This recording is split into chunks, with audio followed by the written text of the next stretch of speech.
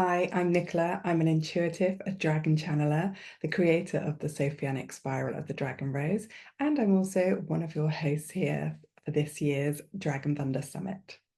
So, for those of you who already know me, you probably know some of my story. So I'm just going to give a little tiny recap because it kind of is part of what today's talk is about.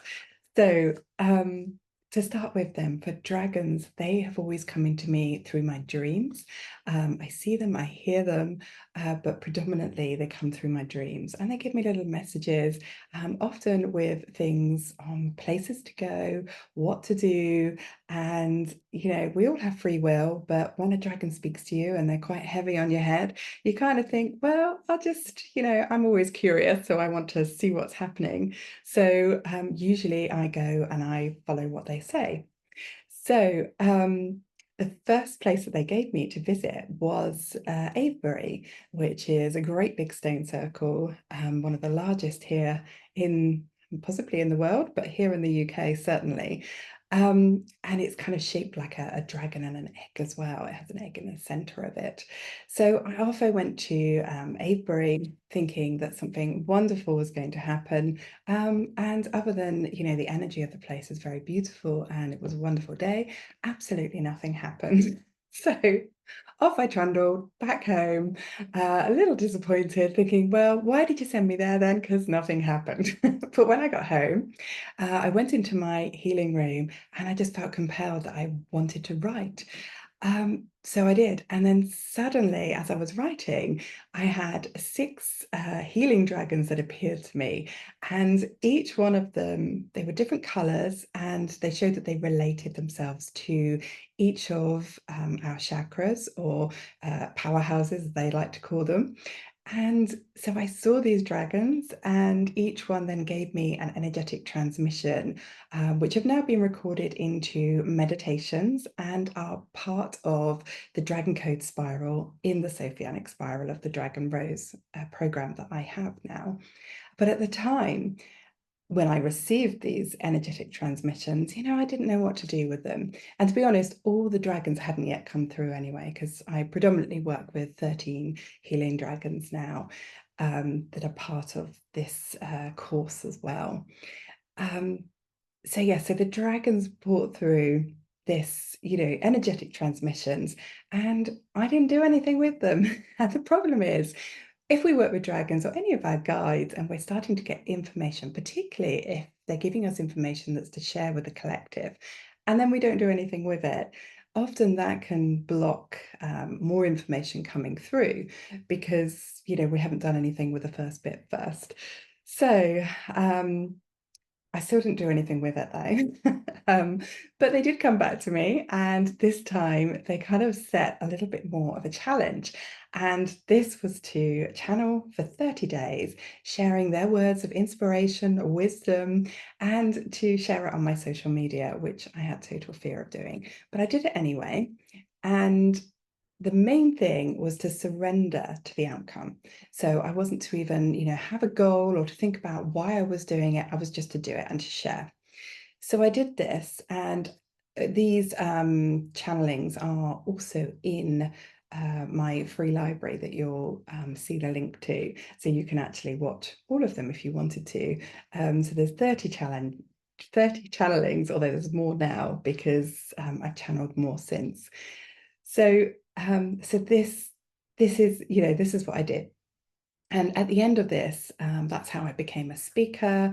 And also now I'm one of your hosts. So it's always like if you follow these little threads that the dragons give you, um, something bigger that you could perhaps dream of, or opportunities present themselves to you. And I've had this again, another time that I got asked to go to Avebury, which is when I met Caroline Mitchell, the Dragon Lady, or the original Dragon Lady, I should say. So, and I went along to that as well, met her, we've become friends now. And, next year we're running a retreat in Scotland. So again, amazing things can happen if we just keep following these threads and see where they take us. So these channelings then, these 30 days, as I say, have now been I think there's around about 74 of them. They also include seasonal spirals as well. And for one of the years, I was channeling the portals, so the numerological portals like the 1122, so on. So they are also now in this deck, which is behind me here. So this is now part of the Dragon Wisdom Codes Oracle card deck, which is finally printed, or at least this is the first one. But hopefully by the time you're watching this, because this is pre-recorded, hopefully there will be a link down below and you'll be able to purchase your own copy if you want to. And you also get with this a free journal, which you can then basically pull one of the cards per day and, be inspired and see what it might invoke in you. And then you journal that. So, over 30 days, just like my journey, you will, hopefully be inspired and something will come through for you. So this is what I'm going to share with you today, some of the cards from the deck. And I'm going to start with the 7/7 portal. But the main aim of today, of what the dragons have asked me to do, is to actually bring us into our womb heart and to help reconnect the womb and the heart together. And there will be a little channeling later, a little transmission from them. I don't know what that'll be because I just channel in the moment. So we'll see how that comes out. But I will be sharing some of these cards, which will build a kind of story and lead us into the womb heart. So I'm going to start with this first channeling then, the 7/7 portal doorway, because we've literally just gone through it, or are still on the last cusp of it, shall we say. So the 7/7 portal doorway. Your imagination is your greatest gift and strength, linking you to the truth of who you are. This is a source of your intuitive guidance, free thinking, and connection to the wisdom of your soul. Where does your imagination lead you today? So, not all of them, but some of these cards have a question at the end of it. So, of course, you can always come back, watch the video, journal on that later if you want to. So this transmission talks about imagination. And one of the things that I find, because I help my clients empower them to connect with their intuition, with their spiritual gifts. And one of the major blocks I find is actually saying or questioning all of the time the information that comes through from our guides or from our higher self. Is this my imagination? And, I'm completely guilty of it myself as well. I do ask that a lot, especially when the dragons came in. I was like, am I crazy? Am I hearing things? Is this real? But actually, that was what was blocking my intuition at the time, and it would stop more things from flowing through. So, we do actually need our imagination to help us connect to the other world or to the spirit world. It doesn't mean that we're making it up, unless, of course, as a collective, we're all making up that we see dragons or hear them or feel or sense them around us, and, including our ancestors, because dragons have been seen across the world for millennia. So that was just really a little reminder about, our imagination, that if we question all the time what we're hearing, seeing, sensing, feeling, that doesn't perhaps match what we think we should be seeing, for example, dragons, then that will actually block that from coming through. So our imagination actually, helps us to do that.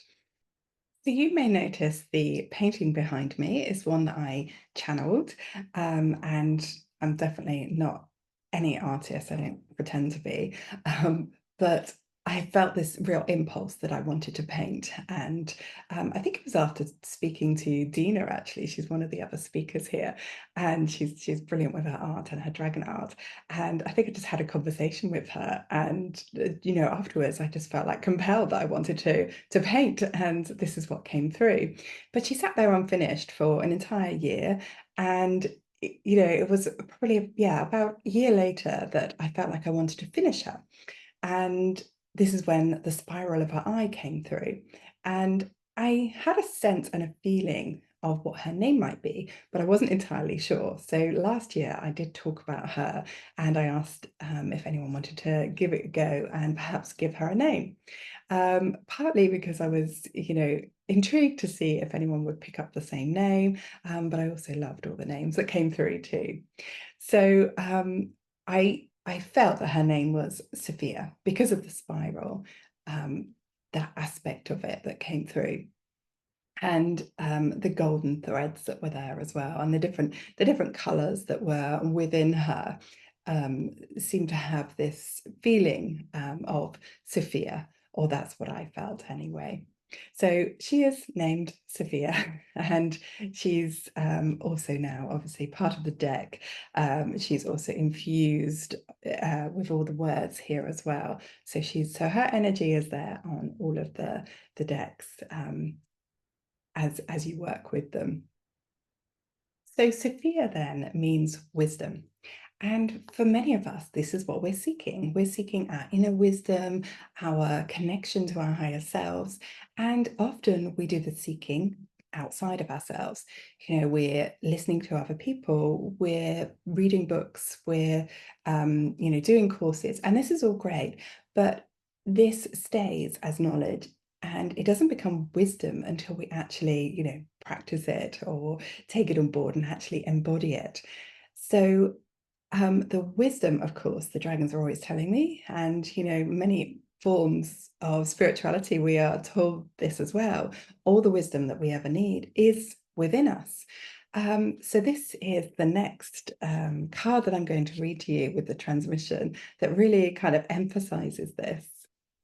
So, you are all keepers of wisdom. You are looking upward for the golden gates of heaven to open, when instead they are inside of you.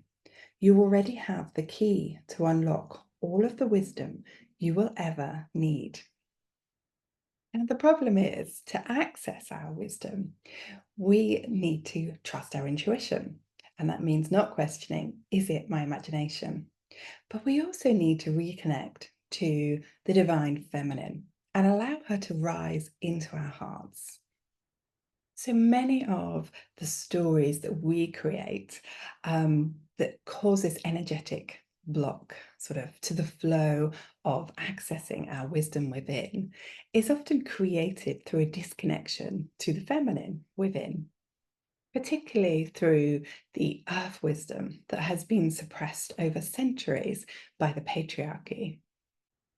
So the Sophia dragons have asked us to remember who we are, to call back our light, to call back our soul fragments that have been splintered out through these stories and experiences that we've had that have, dimmed our light.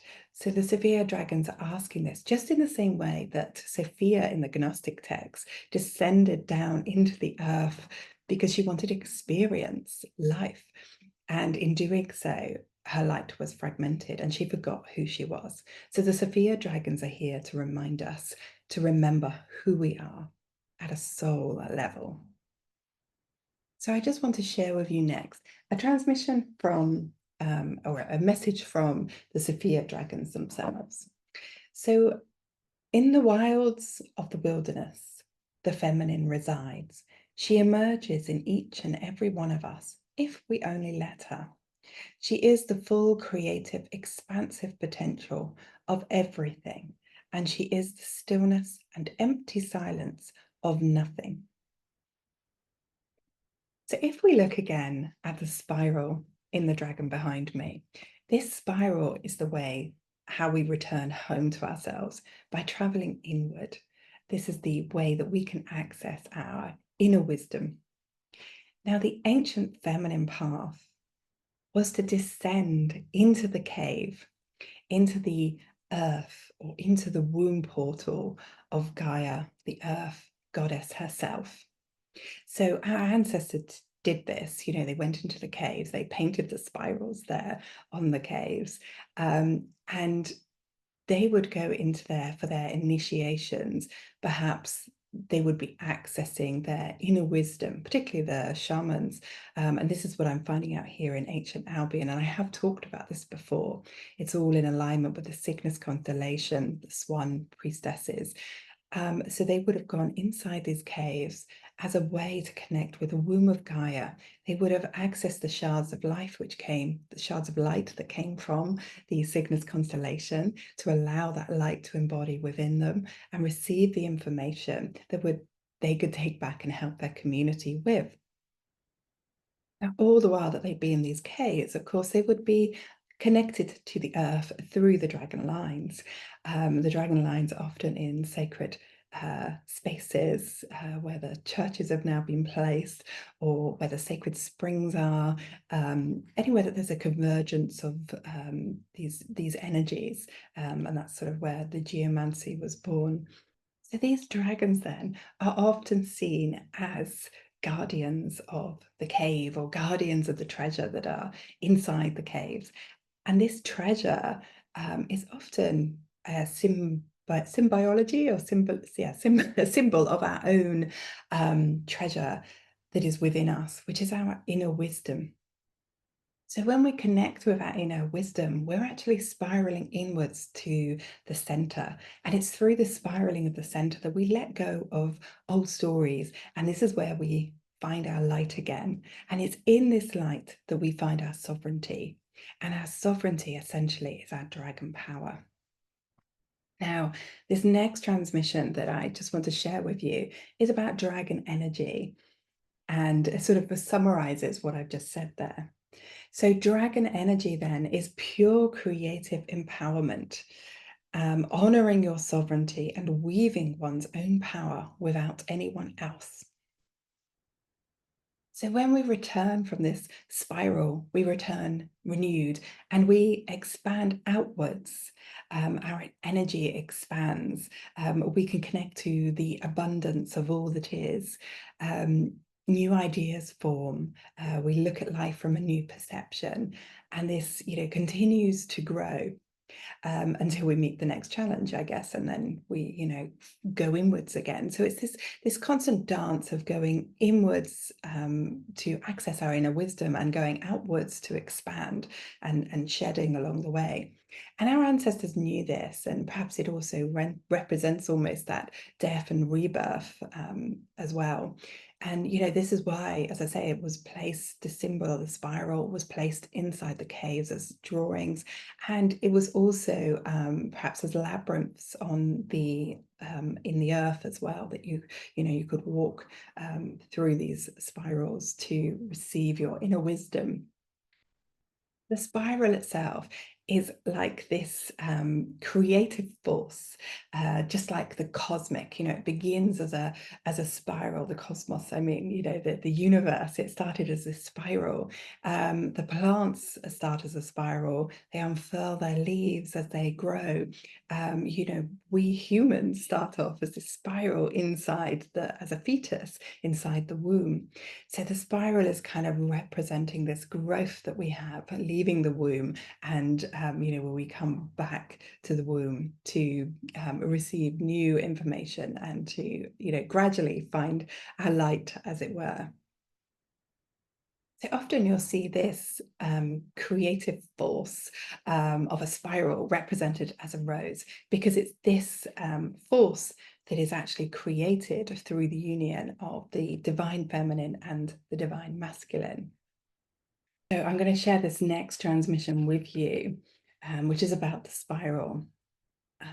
So life is a spiral of alchemy, the natural world birthed from the belly of Gaia to the galaxies and stars of Sophia. This is reflected in your own life as a spiral through life, like the spiral of the Fibonacci sequence. You grow and progress forward, then you take one step back to heal, recode, and balance before you can grow again. Life is not linear, stagnant, or hopeless. You are always moving forward, even when it seems you revisit old problems. But now you can see them from a new lens. As your wisdom grows, so does your perception, awareness, and unconditional love for one and all. So, for us to come into a mastery of this unconditional love for one and all, the dragons really were showing me or telling me that we need to come into union with our own feminine and masculine within. And the dragons really demonstrate this because they already are in union with the feminine and the masculine. They have this full feminine serpent energy that rises upwards, and they have their wings born out of the dove or the swan from above. And that's what creates this dragon. They have the energies from above, the cosmos, coming down to meet those energies from the earth below, and they expand outwards at the heart. And this essentially means that they're in their full sovereignty. That's what you're working with. When you work with dragon energy, they are always helping you to find your power. To call back your power and to find your sovereignty. And to help you do this, they help you to master and bring that divine feminine wisdom that's within, that has been suppressed over centuries, to allow that to rise and come into union with the masculine, but the divine masculine, that is, that's within us. And that is pure dragon energy, and that's what the dragon can represent. So when we work with the dragons, we are building our I am dragon body. We're mastering our dragon energy within. And Merlin was one of those that was able to master that energy within. He masters all of the elements as that alchemist: the air, the fire, the water, the earth, and he brings it together into his full sovereignty. Now, I believe that Mary Magdalene was first a dragon priestess, that she, had to first find her dragon body to be that healer, to clear and cleanse her powerhouses, to be that clear channel for the divine, to bring her, her feminine, her masculine into union. And that was the representation of her with Yeshua, that they came into this union together. Mary Magdalene was this full embodiment of the Sophia, and she carried the codes of the spiral through her rose lineage.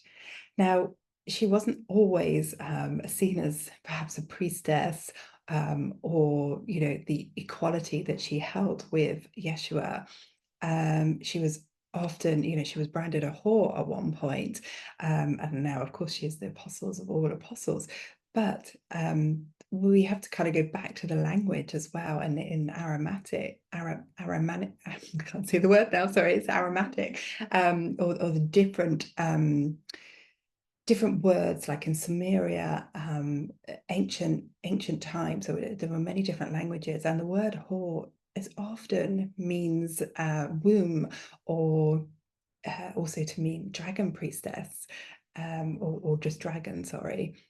Can also mean holy one. So yeah, I just love looking back at language and the way that, things perhaps have been misrepresented, and to see them for what they are now. So yes, I definitely think she carried the codes of the dragon priestess, which, yeah, I'll share a little bit more about in a minute. But when the very first dragon that came through to me, I saw a red dragon. So I first thought that this dragon, this beautiful red dragon, was Mary Magdalene. But actually, it happened after a Reiki attunement, and a lot of people have seen a red dragon. It's often the first dragon that comes in for most people, especially if they've had a Reiki attunement. So there are others that also say that perhaps this energy is Isui, and so he is the red dragon, and he helps us with our healing and bringing that energy body of the dragon on board. Now, I do believe this to be true, but I also believe that this red dragon carries the codes of Mary Magdalene as well. And the dragons kind of confirmed this to me and reminded me that, there is this duality, and that there is, in each dragon, they hold this feminine and masculine energies, because that's what creates their dragon body and makes them, that union coming in together. So I really think it's holding the energies of both of them. So these red dragons, when we see them, for Mary Magdalene, they're often there because they're helping ignite the flame of the womb and the wisdom that's within, and to remind us of our inner power, or inner feminine power, I should say. So I'm going to read this next message from the dragons. And this is from the story of the red dragon. So the first dragon that came to me was red.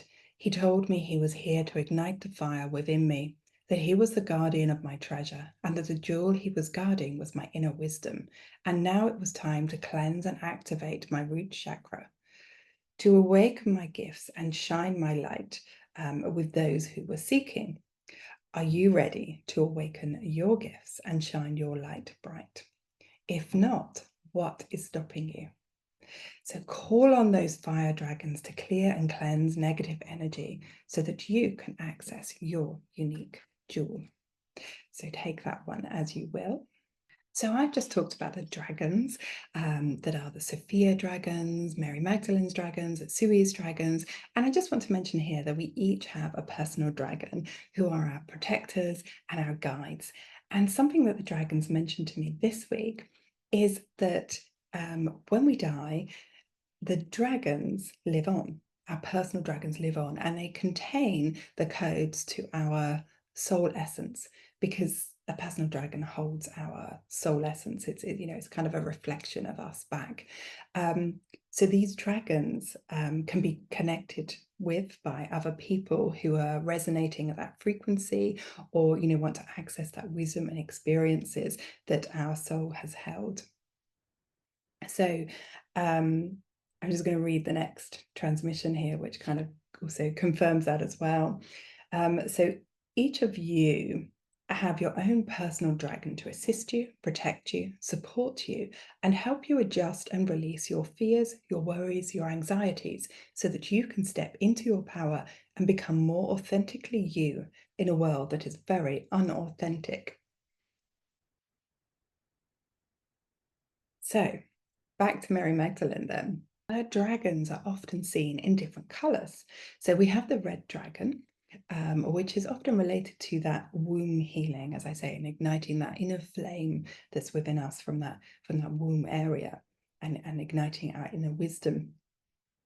She is also, her Magdalene dragons are sometimes seen as black dragons, and perhaps these ones carry the codes more of the black rose, and these are her lineages that she would have had to Hathor or Isis, and also sometimes I see Pele there as well, with this sort of any of the dark goddesses.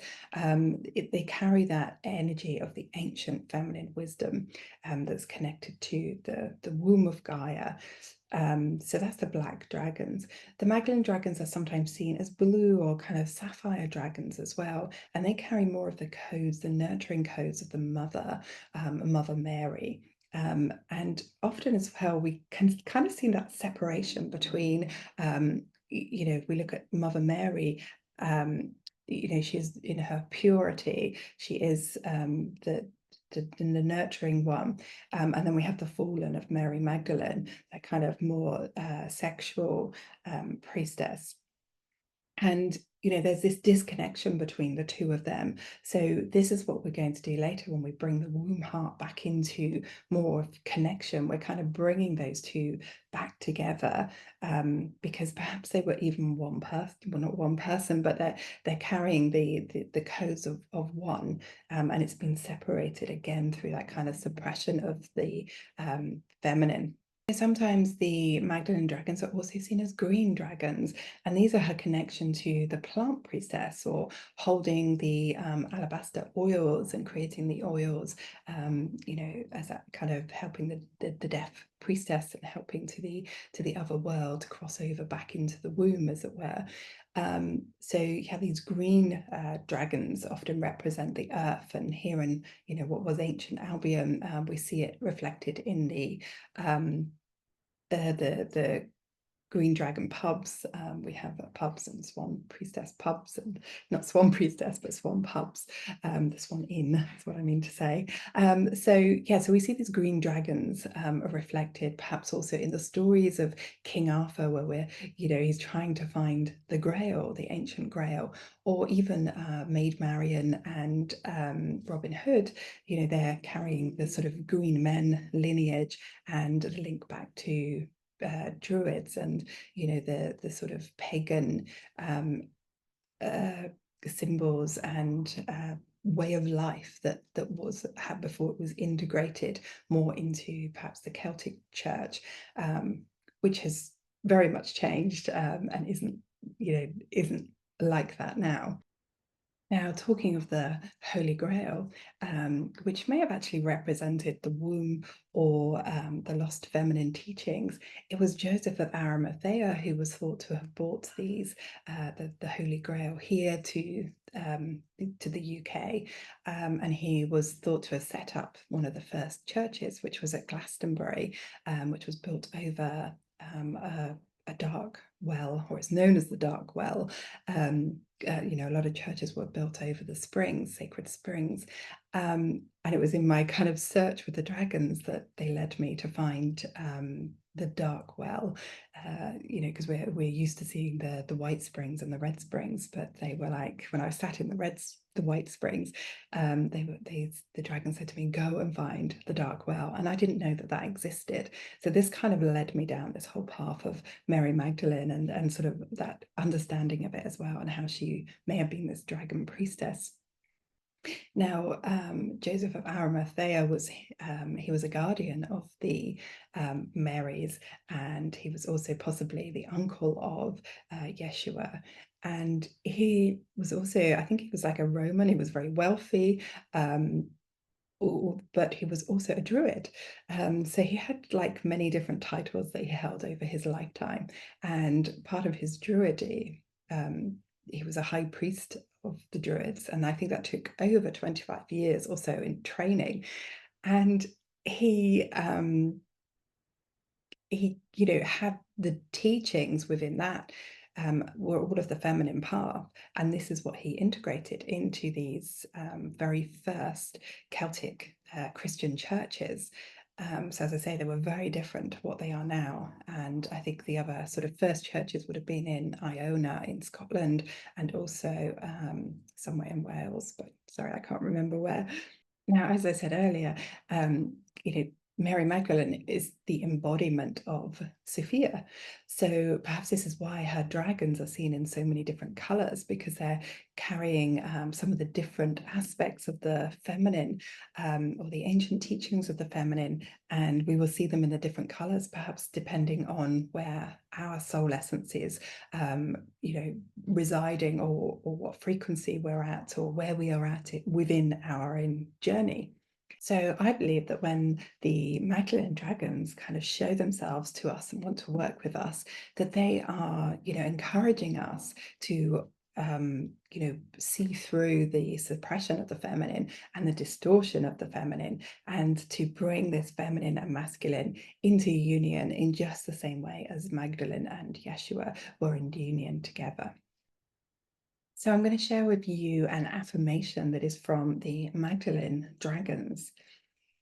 So an affirmation from the Magdalene dragons with unconditional love to you.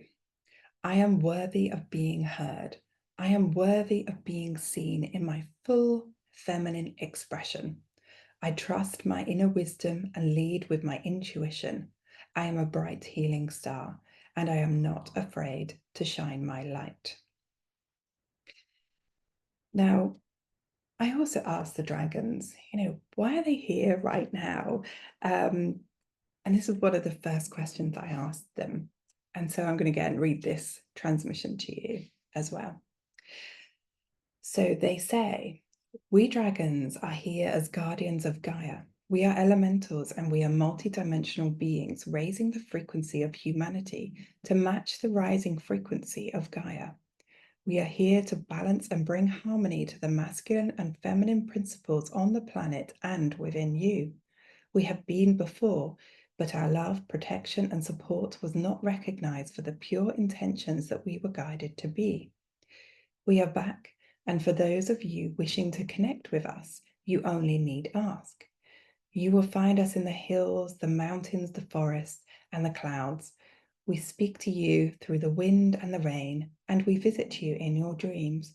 If you let us, we will transmute your worries and anxieties into your own personal dragon power, where you will experience freedom, love, and where your soul essence resides.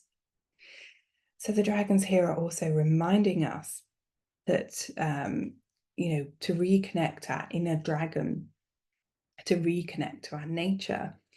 And they also want us to remember that we are multidimensional beings as well. And here is what they have to say about that. So just weaving the threads together. We are all multidimensional beings, including you. Gaia is not stuck in the 3D or even 5D. Many interdimensional species connect to you through Gaia, the Earth Oversoul with crystal technology and stargates above and below. If you can connect with us, then you too are a multidimensional species, meaning that you can connect through many multidimensional levels. All is never what it seems. Trust yourself, use your own discernment, and question everything. What lies are you being told? What lies are you feeding yourself? Deep dive into the abyss and trust that you have the answers to all your questions. And if you can't have that faith, trust that you have access to all the answers to your questions, as you have the support of Gaia, your ancestors, us dragons, and your guides. You only need to ask. So that's a reminder there that we all have a free will, and the dragons always help us to step into our divine will. But we do have to ask them if we want their help. And it's also just reminding us, that we sort of looping back to that beginning, that the answers really are within us. That they're not, they might seem like they're hidden from us, but they are there if we, sit in that stillness or go back into that, the womb of Gaia, finding a place in nature, connecting with the elementals, and these answers will come to us. So I just wanted to sum up, what the dragon energy is, and then I'm going to take us on a very short meditation with the dragons to help us connect this energy and activate our dragon womb heart. So let me just read this first. So dragon energy then is pure alchemy. We dragons guide you to balance your divine masculine and feminine energies until they are in harmonious union with one another, so that from this place your creativity can birth new ideas from the heart that are aligned to your soul purpose. The alchemy stems from sacral and solar plexus energies dancing together with creative and aligned action anchored into Gaia and drawing up through the heart into expansive, limitless possibilities where you can manifest directly from source point. Now, for us to step into this full abundance, this expansiveness and access these limitless possibilities, the dragons really wanted me to share with you today that our womb, our energetic womb and our energetic heart, so it doesn't matter whether you're male, female, or no longer have a womb, we can all access the womb of creativity that is within us. So they're saying that there is a disconnect between our energetic wombs and hearts, and they want to help to bring this together so that we can kind of bring these visions through into physical form. So the womb can often represent like the fire energy, the earth energy, and the water energy, and the heart can often have this air energy within it. And there's this separation. We're often either in our hearts or we're in our womb. So if you're in your heart, you're most likely kind of connected to this full you find perhaps forgiveness easy, or you're not necessarily easy, but you're working on forgiveness, or perhaps you're working on gratitude, and unconditional love, and doing self-care practices. So it's very easy for us to be in the heart, especially with giving, or you may be in the womb, which is where your creativity lies, but you might have all these creative ideas, but they don't come into full form. And that's because of that disconnect where, the ideas and creativity that come into the womb need to go through the heart. They need to be connected to our soul essence, to, fully come into a form that is, helps us to live in our purpose, as it were. So this comes back to that disconnection between the masculine and the feminine that's within us. And often you'll be sort of told that the feminine tends to be our left side and the masculine tends to be our right side. But with this one, the dragons are asking us to look at, the upper part of the body being the masculine and the lower part of the body being the feminine. And we're going to connect those two together in more of a spiral formation. So the womb area is often thought of, if we look at, say, Japan, it's seen as the hara. If you were in China, they'd call it the dantian. And if, here in the Celtic times in the UK, it would have been an island as well. It would have been known as the lower cauldron. So it often sort of covers that root area, the sacral, and also sometimes a little bit of the solar energy as well, although the solar plexus has that sort of lunar energy as its opposite energies. So so we're going to sort of go into a meditation now, because I think, if we experience it first, and then I shall share with you this light code here, of the dragon, but I think it's good to experience it first, and then I can read what that means to you. So let's see if we can kind of switch this online. So just getting yourself comfy then, and just taking that breath, first of all, closing your eyes if you want to, and just settling there into the heart space. Okay, so just feeling this space here, the center of your soul. It feels very calm, very peaceful. So just taking a few breaths, allowing that rib cage to expand as you breathe into this area. So in through the nose and out through the mouth, letting go as you breathe out. And just a couple of rounds here into the heart space.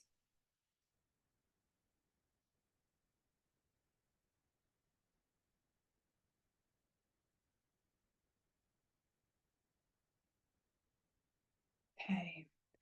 And just calling in the dragons, calling in the Magdalene dragons, Sophia dragons, or your guide, your personal guide, to help you and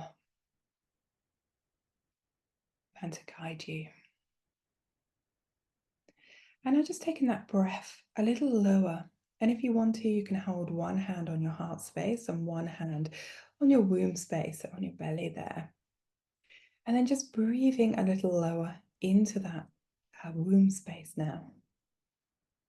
So now just begin to notice the rise and the fall of your belly as that air expands into every cell of your body.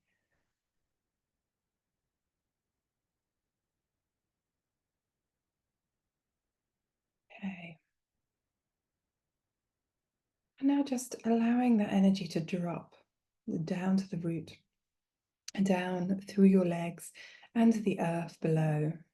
We're just going to take it a little bit deeper today through the Earth Star chakra, which is a few inches below your feet, and anchor down into the deep belly of Gaia, drawing up that womb wisdom into your own.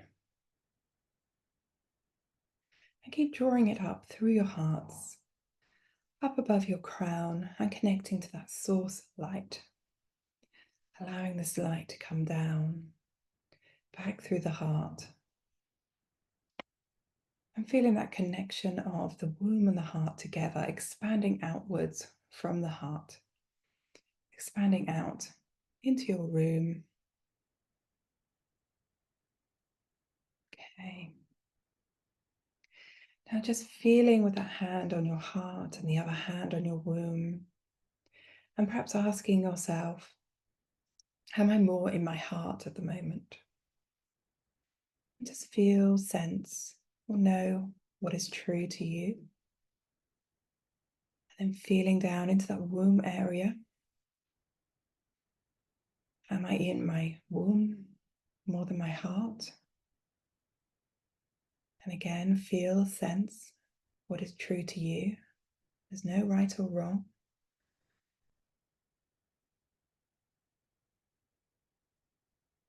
And then from this womb, we're going to feel a spiral extending around the entire width of your womb. And allow that spiral to resonate upwards in a figure of 8 formation around your heart. So just see, sense, or feel this spiral moving, this energy around the womb, the heart, the womb, the heart, the womb, the heart, in a figure of 8 formation. And begin to feel a connection between your womb and your heart.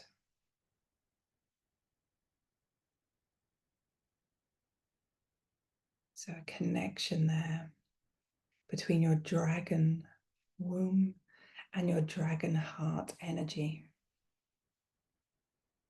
Feeling that coming back online. And now just from that womb energy and your root,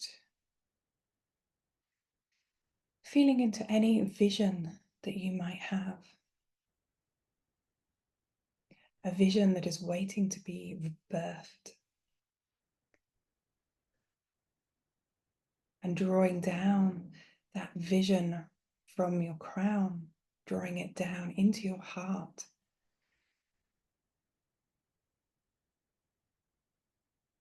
Knowing that it feels true to you, that you're in alignment with your soul and your truth. Draw that vision back down into your womb. And allowing it to form into your dragon tail, anchoring your dragon tail into the earth below. And just feeling, sensing that you're a step closer to bringing this vision, whatever it may be, into physical form.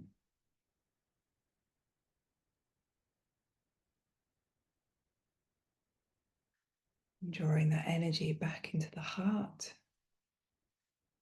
And feeling and sensing perhaps the shoulders, your wings unfurling like a spiral and growing and extending the width of your arms. And perhaps allowing for this vision that you have to take flight. So expanding it outwards.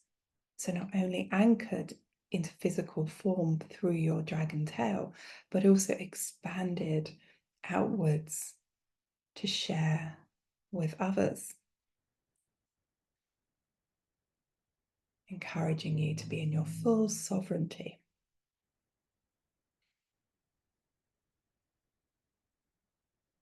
So the dragons here are reminding us to have courage.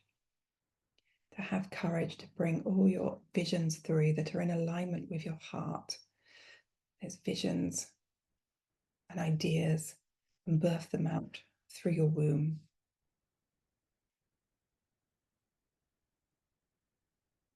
Okay, so just coming back into that center now, into your heart center, the center of your soul, and taking a few breaths again into that space.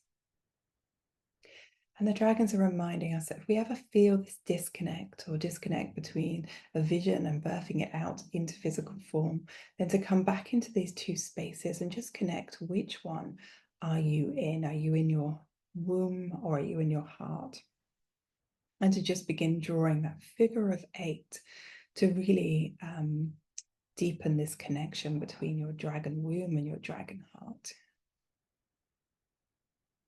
Okay, so just taking a couple more breaths and just knowing that you're back in the room, wherever you may be sitting, lying, and whenever you feel ready, just open your eyes.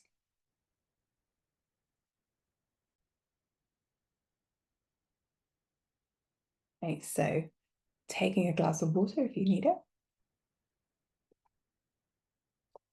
Just grounding yourself again. So I'm going to read to you this dragon light code then, and this is part of the Dragon Rose light healing that I'll be bringing through, hopefully maybe for next year, as part of the Sophianic spiral of the Dragon Rose. So you can see here that this dragon has these this spiral coil and connects down into the earth and the womb of Gaia, so holds this earthy feel. So this dragon energy light code then is to awaken the Sophianic divine feminine energy within. And you do this by drawing up your creative chaos dragon energy from the center of the universe and allow this energy to activate through your dragon tail, expanding at the womb heart, opening your dragon wings. Take flight as you surrender to your soul's mission. So we have just brought our dragon womb heart more online through connecting that, the masculine from above and the feminine energies from below. And, we can see this reflected in the teachings of the tree of life.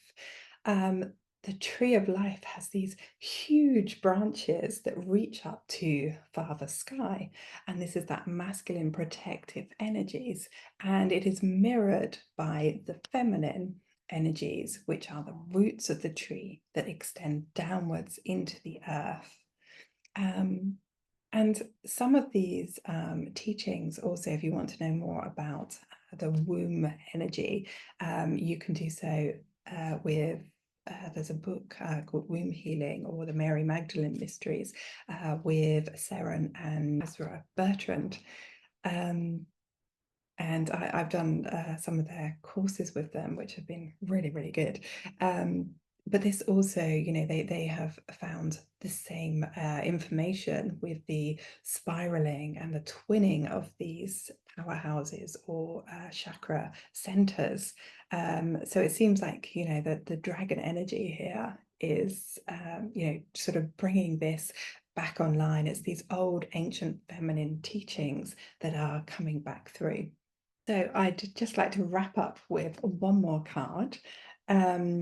And this one says, you are the creator of your reality, but you do not create your reality per se. You align to the frequency of the experience you desire, as all realities already exist. So I shall leave you with that one. So thank you so much if you've listened this far. And as I say, all of these different channelings here are from behind me here, the Dragon Wisdom Codes Oracle card deck. And hopefully there will be a link below. If I've got it all sorted by then, it will be ready for you to purchase if you so desire. And if you want to find out more about the teachings of, say, Mary Magdalene, the dragons, and the Sophianic spiral of the Dragon Rose, then there will be a link as well to my signature course. And there's a code as well for a discount if you wanted to explore that with me. I'd be really honored to have you join me. Okay, so thank you so much again for listening, for your presence, for being here. Bye for now.